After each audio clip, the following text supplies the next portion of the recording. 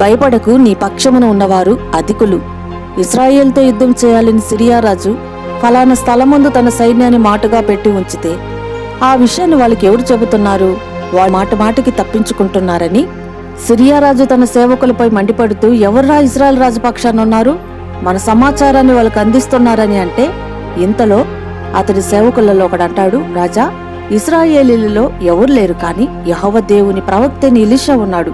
నీవు నీ అంతఃపురమందు మీరు అనుకున్నది కూడా చెప్పగలడని అంటే, ఎలీషా ఉండే స్థలమును తెలుసుకొని అతనిని పట్టుకొని నా వద్దకు తీసుకురమ్మని గుర్రములను రథములను గొప్ప సైన్యాన్ని పంపినప్పుడు ఎలీషా దోతాన్లో ఉన్నాడని తెలుసుకొని ఆ రాత్రి ఎలీషా ఉన్న పర్వతం చుట్టూ శత్రువులు చుట్టుముట్టారు.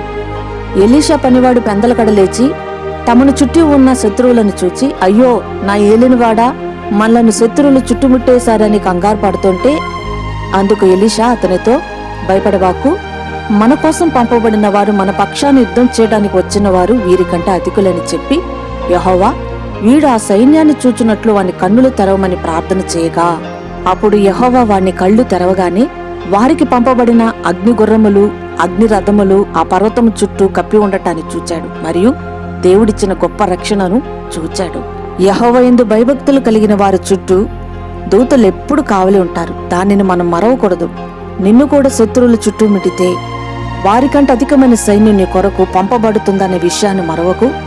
నీవు ఆయన బిడ్డవు. దానిని నువ్వు ఇంకా గుర్తించలేకపోతే ఆయనిచ్చే రక్షణను చూచున్నట్లు కన్నులు తెరవమని ప్రభువును వేడుకో. యెహోవా నీ పక్షమును యుద్ధం చేస్తాడు.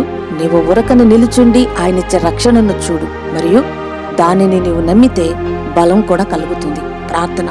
నీవిచ్చే గొప్ప రక్షణను మా కన్నులారా చూచే భాగ్యాన్ని దయచేయమని వేడుతున్నాం తండ్రి. ఆమేన్.